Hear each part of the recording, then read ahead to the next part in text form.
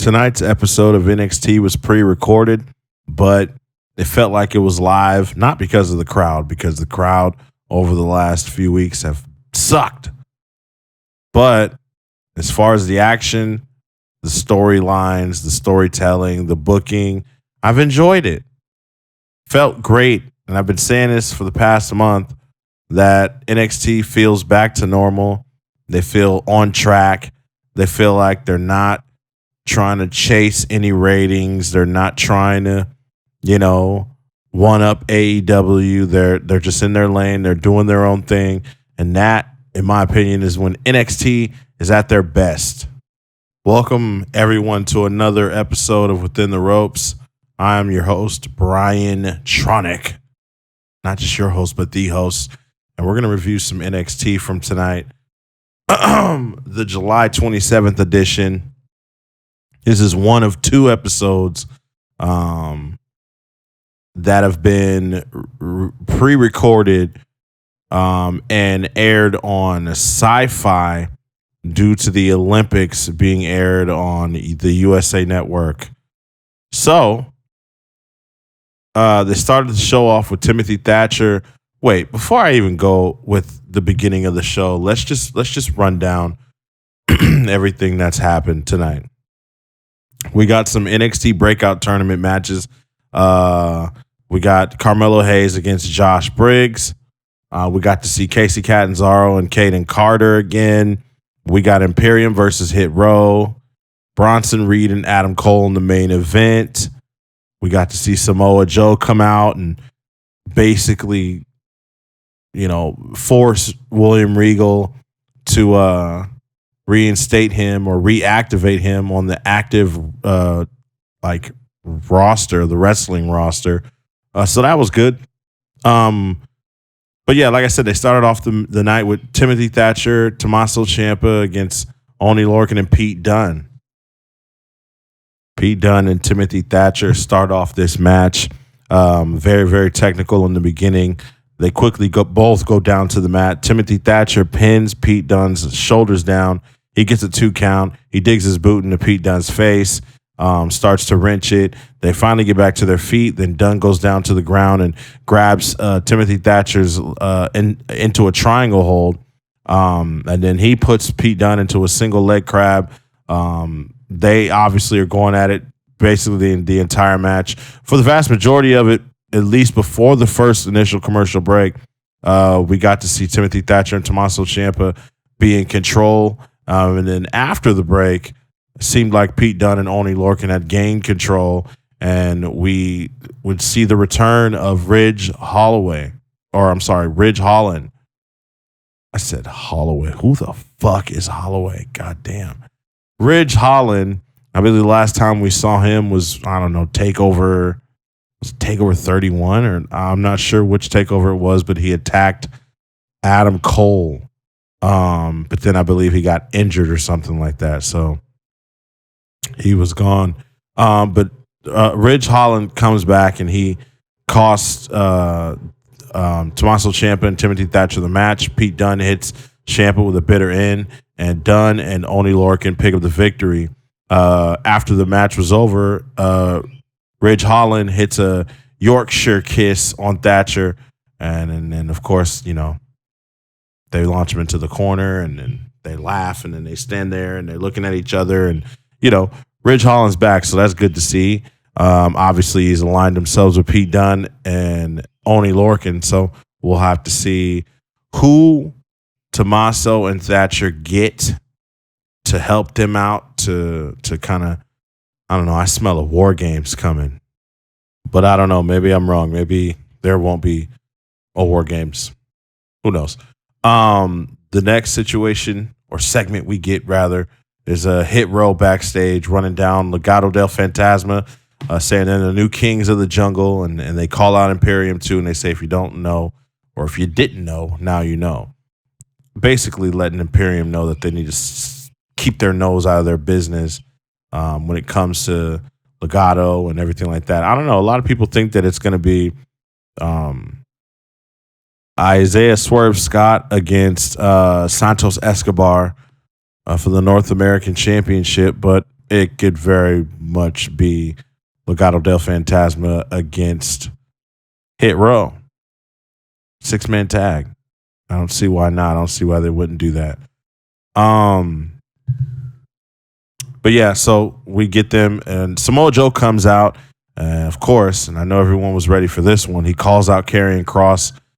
He calls him a gutless coward, and he doesn't think that the champ is even in the building right now. Joe asks Regal to join him in the ring after putting a table, a chair, and what looked to be a contract in the middle of the table.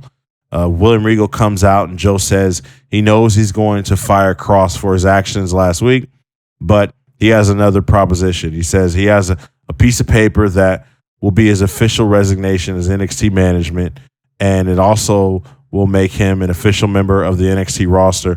All Regal needs to do is sign it, right? He says there's a third step to this process, and this comes after William Regal finally signs the paper. He says another contract that makes Samoa Joe versus Karrion Kross official for TakeOver 36, and William Regal seemed to not hesitate, and he signed that as well.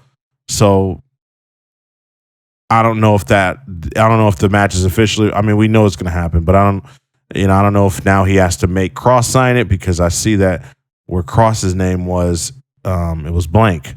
So we'll see how if Kross has to sign it or whatever they have to do in order to get that going. But we also saw some skits tonight from Cameron Grimes and LA Knight.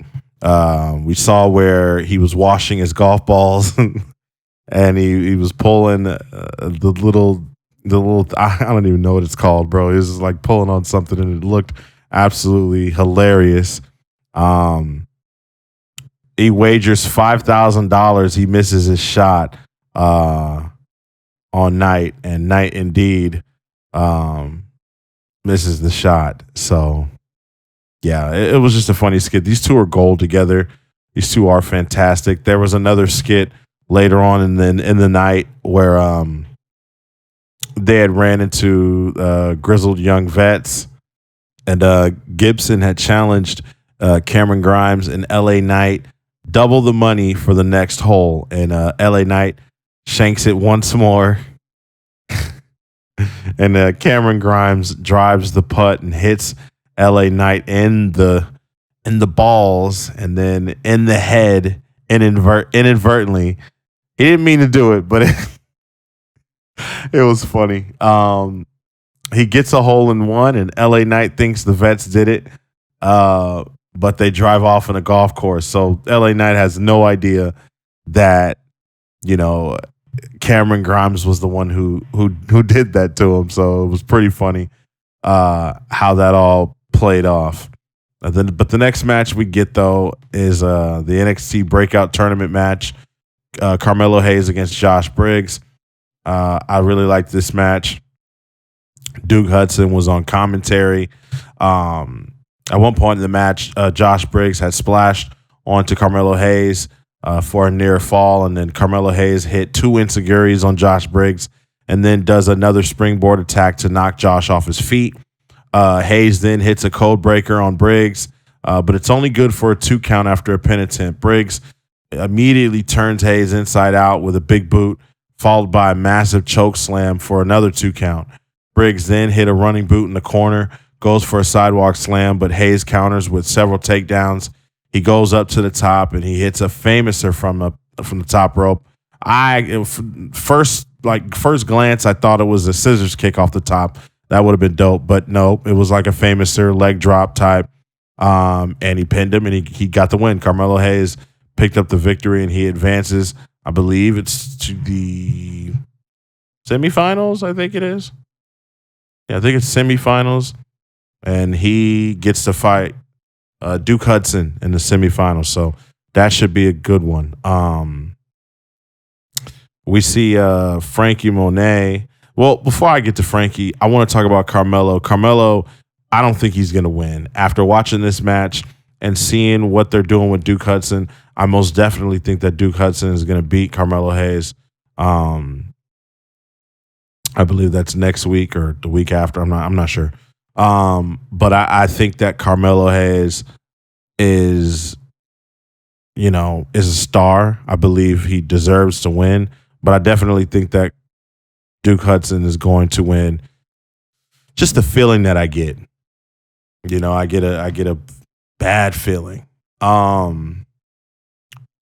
Frankie Monet, though, and the Stone brand exchange words with Casey Catanzaro and Kaden Carter from a clip after last week.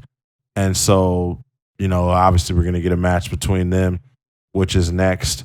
But before that, Ridge Holland was asked about the attacks, and he says that this won't be his last attack. So that further makes me feel like, again, Timothy Thatcher and Tommaso Ciampa need some backup. They need some help. They need some friends. All right, in the NXT zone, they need help because it seems as though Ridge Holland ain't going to stop, and I'm kind of wondering why. But we get Raquel Gonzalez and Dakota Kai coming out. Raquel says that she's unstoppable. Dakota Kai agrees and puts her dominance over Charlotte Flair and all the champions, Charlotte and Rhea and, all of them. She says that NXT TakeOver is 4 weeks away and asks, who's woman enough to challenge Raquel? Dakota Kai calls out anyone. She then says there is no one. The two have been through so much together, and as long as she has her back, Raquel will always be NXT Women's Champion. Suddenly, Raquel goes over to the one of the turnbuckles, and she's showing off her belt, taunting the fans. And then Dakota Kai comes out of nowhere, running at her with a running boot. And then she picks up the title. Crowd's going crazy. CW, that's probably one of the only moments tonight where the crowd actually went crazy. Other than that, it seemed stale as ever. They really need to get out of the CWC. They need to go to, back to Full Sail. But I feel like that's not really going to be the answer to a lot of their issues either, because it's going to be the same people, I think. I don't know. I feel like it's going to be the same guys. But Raquel Gonzalez was out, and Dakota Kai held up the title over Raquel, stares her down as she exited the ring. So, yeah, man. Raquel came out there and she did her Goldberg. She said, I'm next.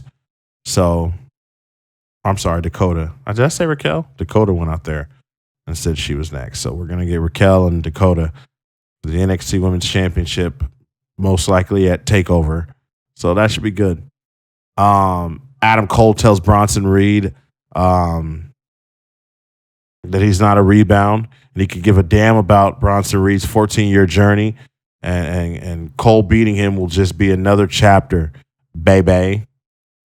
They show a backstage segment with Io Shirai, who is skeptical and is convinced to have some partner time with Zoe Stark. And as this is going, Mandy Rose is seen backstage talking to Gigi Dolan and JC Jane. And again, like I said, I'm curious, like, what the hell is she doing talking to them? We saw her. It almost looked she was going to be aligned with the Robert Stone brand, but now she's it looks like she's talking to, maybe aligning herself with Gigi Dolan and JC Jane. I don't know, but again, I like this.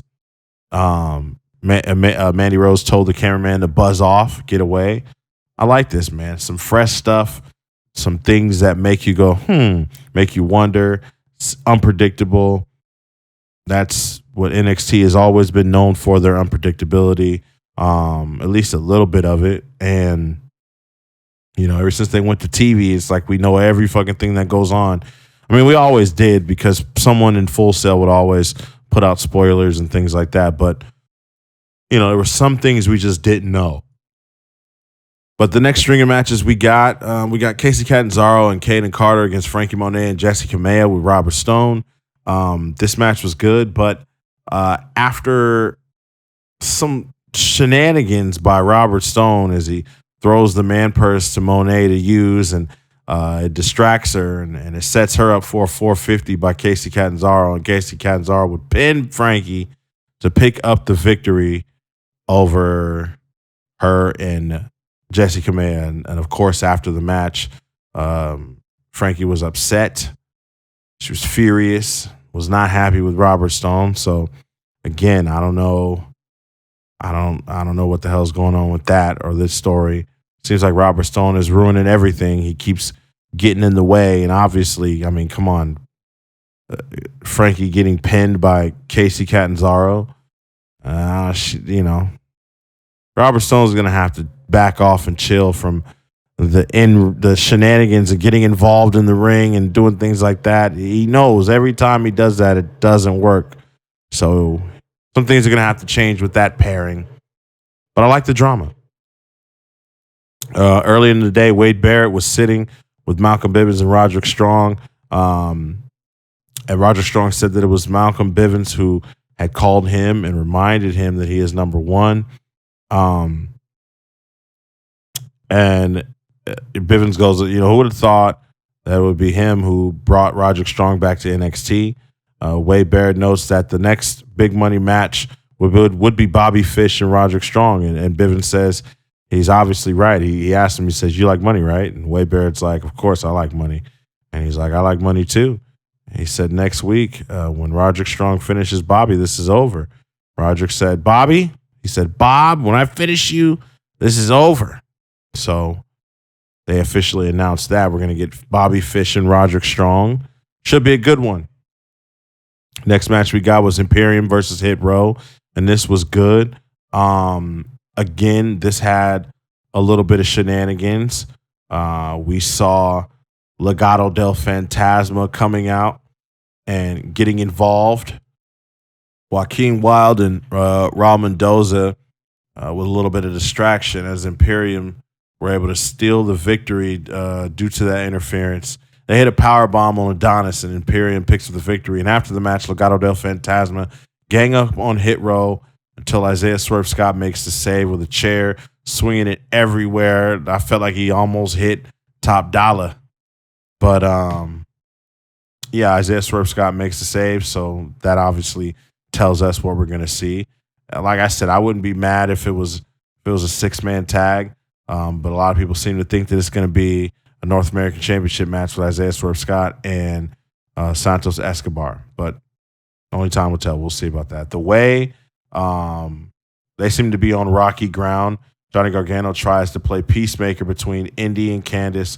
Indy gets a drawing sent to her by Dexter Loomis of her and Gargano and Candice LeRae. And Dexter's in it as well. She says she loves it, but the Wade doesn't like it. He has no chance in getting in the family. And Indy Hartwell proposes a match between Johnny Gargano and Dexter. Candice says if Johnny wins, no more Dexter. He's gone. He's out of your life. So that's interesting. And I don't really know where they're going with that story. If I was NXT, if I was Triple H, if I was whoever's booking this show, I would have Indy Hartwell definitely turn on Dexter Loomis, but I don't know. It seems too typical at this point. I don't know if you guys would like that idea or not, but it seems like a cool one to me. And then we finally get to the main event: Bronson Reed versus Adam Cole. Bronson Reed looking to get back in the winning column, as people say. Bronson Reed and Cole lock up. Reed powers Cole down twice. The second takedown was with a shoulder tackle, but Adam Cole chop blocks him and then makes his left leg a targeting the left leg. Bronson Reed swats Cole out of midair, gorilla press slam, and a big elbow by Reed. Bronson then goes to suplex Adam Cole, but Adam Cole flips over and kicks Reed in the back of the knee. Adam Cole remains in control for a vast majority of this match, especially after he hit him in the back of the knee. Bronson Reed, though, eventually fires back with some jabs. He splashes Cole in the corner, knocks him down with a body tackle before nailing a senton for a 2 count. Adam Cole avoids a suplex and hits an enziguri, but then Bronson Reed catches Cole in a modified Olympic slam for a 2 count. Both men battle, and Adam Cole hits a running leg lariat for a near fall. Pump kick by Cole, but then Bronson Reed catches his leg, corners him, and then chops away at Adam and hits a kick to the midsection. Adam Cole does that allows him to nail a Panama Sunrise for another 2 count after Bronson Reed kicked out. Reed then hits a big lariat before smacking a massive power bomb. He misses his top rope finisher. Adam Cole kicks him in the front, and then I forget what his finisher's called, but he kind of hit that, and then Adam Cole picks up the victory here. And I knew what was going to happen pretty much at the end because it's kind of predictable. It's kind of easy. And I know I sound like a contradiction because it's kind of like I did kind of say that NXT is getting back to their ways of not being predictable and so on and so forth. But with this Adam Cole and Kyle O'Reilly story, it's just predictable. We all know that they're going to fight for a third time. We all know that it's most likely, or at least it should be, winner leaves NXT or loser leaves NXT or something of that, magnitude or whatever. After the match, Kyle O'Reilly attacked Adam Cole with a chair before suplexing him on the steel steps. And the entire crowd started booing Kyle O'Reilly just as the show ends. So I don't understand. Like I said, I don't know, man. The CWC's wrestling fans in general right now are just sort of like out of whack. Like just kind of off the rocker. Like don't really know who they want to cheer for, who they want to boo. I don't know, man. It's just weird shit. But then again, I don't know. Maybe WWE wants this. Maybe NXT wants this. Maybe they want. I don't know. I guess it's kind of a natural thing. Like the fans love Adam Cole, and for Kyle O'Reilly to come out and hit him with a chair and suplex him on the steel steps. That's very heelish. I mean, when Adam Cole did it to Kyle O'Reilly, the fans didn't like it either. So I don't know. Maybe it was a mistake booking wise by NXT, or maybe they want the fans to boo Kyle O'Reilly this time around. Who knows? I don't know. But that was pretty much NXT. That's all that happened. I didn't talk about it because I forgot, but we saw Ted DiBiase during one of the skits with Cameron Grimes and LA Knight. Grimes was searching for another ball that LA Knight missed, and Ted DiBiase pulls up in a golf cart and tells him to stand up for himself. So that was cool. That was a neat situation. But so far, the card for next week's NXT that is also going to be on Sci-Fi, we got Dexter Lumis versus Johnny Gargano. We got Joe Gacy against Trey Baxter. Bobby Fish against Roderick Strong. Hit Row. Ashanti the Adonis and Top Dollar versus Legado del Fantasma, Raul Mendoza and Joaquin Wilde. And in a love her or lose her match, Dexter Lumis versus Johnny Gargano. So should be interesting. Should be fun show.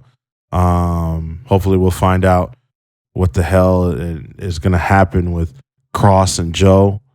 We all know it's going to happen, but I'm curious how it's going to happen, and what kind of match it'll be, because that's interesting. But that's NXT for tonight. Tomorrow is AEW Dynamite Fight for the Fallen. Already got a bunch of matches that are announced and lined up for that show. So should be interesting. We got a report on the Queen of the Ring tournament. I mentioned it last night on the Monday Night Raw review. We talked about the Saudi show and how they're going back to Saudi Arabia. I believe it's October 21st. And I had made a note and said that the Queen of the Ring tournament is most likely then going to happen before Saudi Arabia or after they come back. And ding, ding, ding, ding, ding, ding, ding, ding, ding, ding, ding, ding, ding. I was right, because the reports say the Queen of the Ring tournament is set to begin on October 8th on SmackDown and then continue on October 11th on Monday Night Raw. And so, which looks like the finals will indeed happen prior to the Saudi show, or during, or maybe even after. So, ta-da! I was fucking right, like I always am. So yeah, Yeah, that's it. Dynamite tomorrow. So stay tuned. Make sure you follow Within the Ropes on Twitter and Instagram. Subscribe to the YouTube page. Facebook.com/Within the Ropes podcast. Go like it. Go like the page. Let's get the likes up there.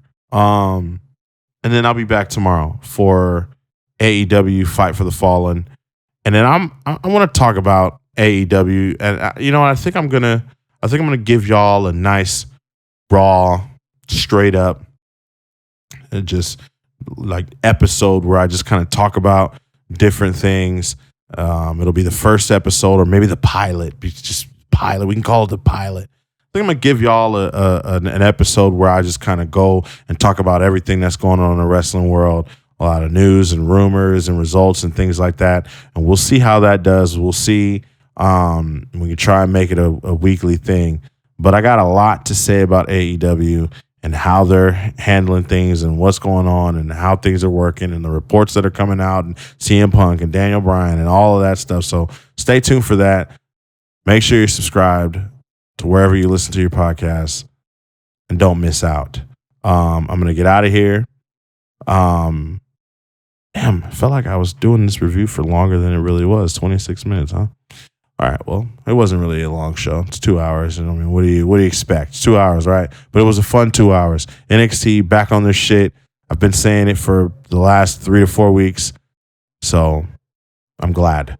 All right, wrestling fans. Well, you guys have a good night, good morning, however you listen to this. I don't know when you're listening to this, but have a good one, and I will see you guys on the AEW Fight for the Fallen review.